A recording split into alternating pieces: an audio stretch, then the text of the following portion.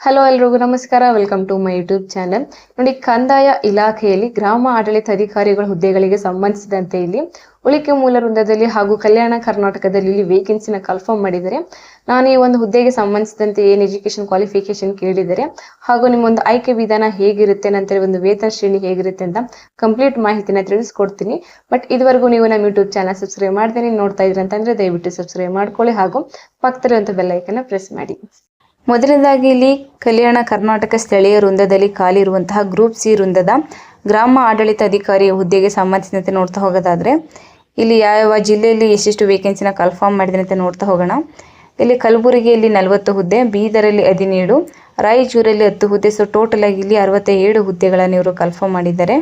ನಂತರ ಕರ್ನಾಟಕ ಸರ್ಕಾರದ ಕಂದಾಯ ಇಲಾಖೆಯಲ್ಲಿ ಉಳಿಕೆ ಮೂಲ ವೃಂದದಲ್ಲಿ ಖಾಲಿ ಇರುವಂತಹ ಗ್ರೂಪ್ ಸಿ ವೃಂದದ ಗ್ರಾಮ ಆಡಳಿತ ಅಧಿಕಾರಿ ಹುದ್ದೆಗೆ ಸಂಬಂಧಿಸಿದಂತೆ ಇಲ್ಲಿ ಯಾವ ಜಿಲ್ಲೆಯಲ್ಲಿ ಎಷ್ಟೆಷ್ಟು ವೇಕೆನ್ಸಿನ ಕನ್ಫರ್ಮ್ ಮಾಡಿದ್ರೆ ಅಂತ ನೋಡ್ತಾ ಹೋಗೋದಾದ್ರೆ ಇಲ್ಲಿ ಬೆಂಗಳೂರು ನಗರದಲ್ಲಿ 20 ಹುದ್ದೆ, ಬೆಂಗಳೂರು ಗ್ರಾಮಾಂತರದಲ್ಲಿ 29 ಹುದ್ದೆ, ಚಿತ್ರದುರ್ಗದಲ್ಲಿ 15 ಹುದ್ದೆ, ಚಿಕ್ಕಬಳ್ಳಾಪುರದಲ್ಲಿ 21, ತುಮಕೂರಲ್ಲಿ 50, ಶಿವಮೊಗ್ಗದಲ್ಲಿ 18, ಕೋಲಾರದಲ್ಲಿ 22, ಬೆಂಗಳೂರು ದಕ್ಷಿಣದಲ್ಲಿ 30 ಹುದ್ದೆ, ಮೈಸೂರಲ್ಲಿ 45, ಮಂಡ್ಯದಲ್ಲಿ 50 ಹುದ್ದೆ, ಹಾಸನದಲ್ಲಿ 35, ಉಡುಪಿಯಲ್ಲಿ 10, ದಕ್ಷಿಣ ಕನ್ನಡದಲ್ಲಿ 20, ಚಾಮರಾಜನಗರದಲ್ಲಿ 31 ಹುದ್ದೆ, ಚಿಕ್ಕಮಗಳೂರಲ್ಲಿ 10 ಹುದ್ದೆ, ಬೆಳಗಾವಿಯಲ್ಲಿ 48 ಹುದ್ದೆ, ಬಾಗಲಕೋಟೆಯಲ್ಲಿ 16, ಗದಗದಲ್ಲಿ 14, ಹಾವೇರಿ ಜಿಲ್ಲೆಯಲ್ಲಿ 15 ಹುದ್ದೆ, ಬೀದರ್ ಜಿಲ್ಲೆಯಲ್ಲಿ 4 ಹುದ್ದೆ, ನಂತರ ರಾಯಚೂರಲ್ಲಿ 2 ಹುದ್ದೆ. ಸೊ ಟೋಟಲ್ ಆಗಿ ಇಲ್ಲಿ 505 ಹುದ್ದೆಗಳನ್ನು ಇವರು ಕನ್ಫರ್ಮ್ ಮಾಡಿದ್ದಾರೆ. ಓಕೆ, ನಂತರ ಗ್ರಾಮಾಡಳಿತ ಅಧಿಕಾರಿ ಹುದ್ದೆಗೆ ಸಂಬಂಧಿಸಿದಂತೆ ವಿದ್ಯಾರ್ಥಿನ ನೋಡ್ತಾ ಹೋಗೋದಾದ್ರೆ ಇಲ್ಲಿ ನೀವು PUC ಅಥವಾ ತತ್ಸಮಾನ ವಿದ್ಯಾರ್ಥಿನ ಹೊಂದಿರಬೇಕು.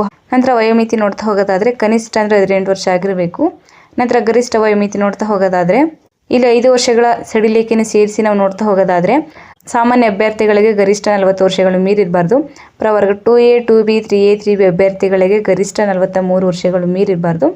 ನಂತರ ಪರಿಶಿಷ್ಟ ಜಾತಿ ಪರಿಶಿಷ್ಟ ಪಂಗಡ ಪ್ರವರ್ಗ 1 ಅಭ್ಯರ್ಥಿಗಳಿಗೆ ಗರಿಷ್ಠ 45 ವರ್ಷಗಳು ಮೀರಿರಬಾರ್ದು. ಓಕೆ, ನಂತರ ಇದಕ್ಕೆ ನೀವು ಅರ್ಜಿ ಸಲ್ಲಿಸಬೇಕು ಅಂತಂದರೆ ಇವರೊಂದು ಅಫಿಷಿಯಲ್ ವೆಬ್ಸೈಟ್ ಆದಂತಹ CETonline.karnataka.gov.in ಅಥವಾ KEA ಈ ಒಂದು ವೆಬ್ಸೈಟ್ಗೆ ಹೋಗಿ ನೀವು ಆನ್ಲೈನ್ ಮುಖಾಂತರ ಅರ್ಜಿಯನ್ನು ಸಲ್ಲಿಸಬೇಕಾಗುತ್ತೆ. ಇಲ್ಲಿ ಅಭ್ಯರ್ಥಿಗಳು ಕೇವಲ ಒಂದು ಜಿಲ್ಲೆಗೆ ಒಂದು ಅರ್ಜಿಯನ್ನು ಮಾತ್ರ ನೀವು ಸಲ್ಲಿಸಬೇಕಾಗುತ್ತೆ. ಓಕೆ, ಒಂದಕ್ಕಿಂತ ಹೆಚ್ಚಿನ ಜಿಲ್ಲೆಗಳಲ್ಲಿ ನೀವು ಅರ್ಜಿ ಸಲ್ಲಿಸಲು ಅವಕಾಶ ಇರೋದಿಲ್ಲ. ನಂತರ ವೇಳಾಪಟ್ಟಿ ನೋಡ್ತಾ ಹೋಗೋದಾದ್ರೆ ಇಲ್ಲಿ ಆನ್ಲೈನ್ ಮುಖಾಂತರ ಅರ್ಜಿ ಸಲ್ಲಿಸಲು ಪ್ರಾರಂಭ ದಿನಾಂಕ 11/7/2026 ಪ್ರಾರಂಭ ಆಗಿದ್ದು ಆನ್ಲೈನ್ ಮುಖಾಂತರ ಅರ್ಜಿಯನ್ನು ಸಲ್ಲಿಸಲು ಕೊನೆಯ ದಿನಾಂಕ 30/7/2026 ಲಾಸ್ಟ್ ಡೇಟ್ ಇರುತ್ತೆ. ಹಾಗೂ ಶುಲ್ಕವನ್ನು ಪಾವತಿ ಮಾಡಲು ಕೊನೆಯ ದಿನಾಂಕ 31/7/2026 ಲಾಸ್ಟ್ ಡೇಟ್ ಇರುತ್ತೆ. ಓಕೆ, ನಂತರ ವೇತನ ಶ್ರೇಣಿ ನೋಡ್ತಾ ಹೋಗೋದಾದ್ರೆ ತಿಂಗಳಿಗೆ 34,100 ರಿಂದ 67,600 ತನಕ ವೇತನ ಇರುತ್ತೆ. ನಂತರ ಶುಲ್ಕವನ್ನು ನೋಡ್ತಾ ಹೋಗೋದಾದ್ರೆ ಇಲ್ಲಿ ಸಾಮಾನ್ಯ ಅಭ್ಯರ್ಥಿಗಳು ಹಾಗೂ ಪ್ರವರ್ಗ 2A 2B 3A 3B ಅಭ್ಯರ್ಥಿಗಳಿಗೆ 750 ಅಷ್ಟು ಫೀಸ್ ಇರುತ್ತೆ. ಇಲ್ಲಿ 500 ರು ಅರ್ಜಿ ಶುಲ್ಕ ಇರುತ್ತೆ, 250 ರು ನಿಮಗೆ ಪ್ರಕ್ರಿಯೆ ಶುಲ್ಕ ಇರುತ್ತೆ. ನಂತರ ಪರಿಶಿಷ್ಟ ಜಾತಿ ಪರಿಶಿಷ್ಟ ಪಂಗಡ ಪ್ರವರ್ಗ 1 ಮಾಜಿ ಸೈನಿಕ ಹಾಗೂ ತೃತೀಯ ಲಿಂಗದ ಅಭ್ಯರ್ಥಿಗಳಿಗೆ 500 ರು ಅಷ್ಟು ನಿಮಗೆ ಫೀಸ್ ಇರುತ್ತೆ. ಇಲ್ಲಿ 250 ರು ಅರ್ಜಿ ಶುಲ್ಕ ಇರುತ್ತೆ ಹಾಗೂ 250 ರು ನಿಮಗೆ ಪ್ರಕ್ರಿಯೆ ಶುಲ್ಕ ಆಗಿರುತ್ತೆ. ಓಕೆ, ನಂತರ ವಿಶೇಷ ಚೇತನ ಅಭ್ಯರ್ಥಿಗಳಿಗೆ 250 ರು ಅಷ್ಟು ಫೀಸ್ ಇರುತ್ತೆ. ಇದು ಕೇವಲ ಪ್ರಕ್ರಿಯೆ ಶುಲ್ಕ ಮಾತ್ರ ಆಗಿರುತ್ತೆ. ನಂತರ ಇದು ನಾನ್ ರಿಫಂಡಬಲ್ ಆಗಿರುತ್ತೆ. ಓಕೆ, ನೀವು ಫೀಸನ್ನು ಆನ್ಲೈನ್ ಮುಖಾಂತರವೇ ನೀವು ಪೇ ಮಾಡ್ಕೋಬೇಕಾಗುತ್ತೆ. Net banking, credit card, debit card, UPI ಮೂಲಕವೇ ನೀವು ಆನ್ಲೈನ್ ಮುಖಾಂತರ ಪೇ ಮಾಡ್ಕೋಬೋದು. ನಂತರ ಇಲ್ಲಿ ಪರೀಕ್ಷೆ ದಿನಾಂಕವನ್ನು ನೋಡ್ತಾ ಹೋಗೋದಾದ್ರೆ ಇಲ್ಲಿ ನಿಮಗೆ ಕನ್ನಡ ಭಾಷಾ ಪರೀಕ್ಷೆ ಇರುತ್ತೆ. ಇಲ್ಲಿ ಪತ್ರಿಕೆ 1 ಪತ್ರಿಕೆ 2 ನಿಮಗೆ 2 ಪತ್ರಿಕೆ ಇರುತ್ತೆ. ಇಲ್ಲಿ ದಿನಾಂಕ 4/10/2026 ನಿಮಗೆ ಎಕ್ಸಾಮ್ ಇರುತ್ತೆ. ಪತ್ರಿಕೆ 1 ನಿಮಗೆ ಬೆಳಗ್ಗೆ 10:30 ರಿಂದ ಮಧ್ಯಾಹ್ನ 12:30 ಎಕ್ಸಾಮ್ ಇರುತ್ತೆ.